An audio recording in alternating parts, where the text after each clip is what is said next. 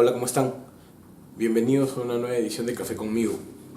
La semana pasada, el viernes para ser exacto, un mensaje en La Nación del presidente Vizcarra en el cual soslaya completamente el tema del adelanto de elecciones y se enfoca única y exclusivamente en una futura cuestión de confianza que se presentará ante el Congreso por el tema de la elección de los miembros del Tribunal Constitucional. Acompáñame para un poco comentarte de qué se trata esta cuestión de confianza. Lo primero que nos tendríamos que preguntar es ¿qué es una cuestión de confianza?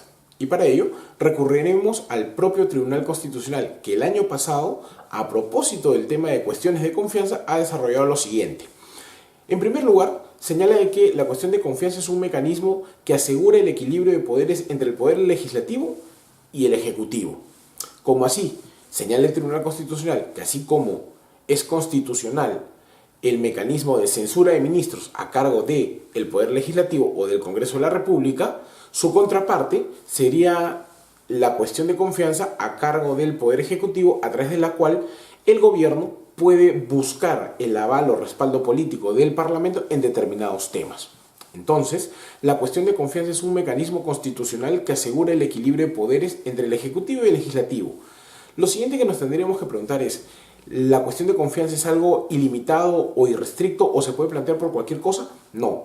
El propio Tribunal Constitucional ha señalado que la cuestión de confianza se restringe o se plantea a cuestiones o a temas propios de la gestión del gobierno. Eso quiere decir que se puede plantear en aquellos temas que son competencias inherentes al Poder Ejecutivo.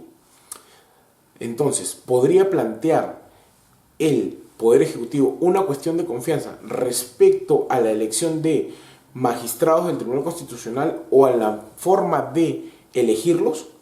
Particularmente considero que no, porque es un tema ajeno a la competencia del Poder Ejecutivo. Ya la Constitución en su artículo 201 señala que esto es una competencia constitucionalmente asignada al Congreso de la República. Guste o no, pero eso es lo que dice la Constitución Política del Estado. Habiéndose hecho ciertas precisiones sobre los temas anteriores, lo que nos tendríamos que preguntar ahora es, ¿ya se presentó la cuestión de confianza ante el Congreso de la República? La respuesta es no.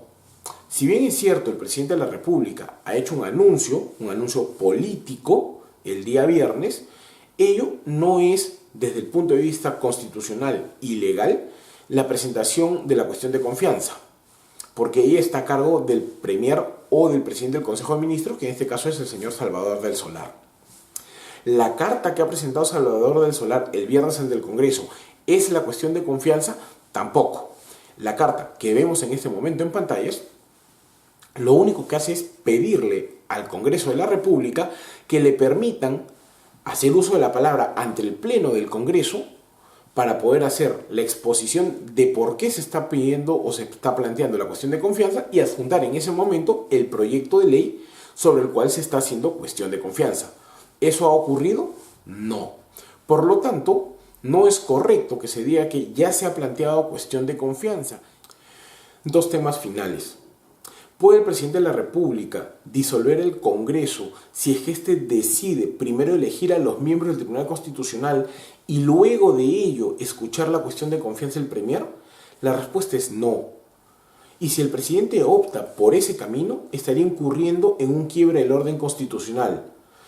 En primer lugar, porque estaría condicionando o estaría inmiscuyéndose en una competencia constitucionalmente asignada al Congreso de la República, como lo es elegir a los miembros del Tribunal Constitucional.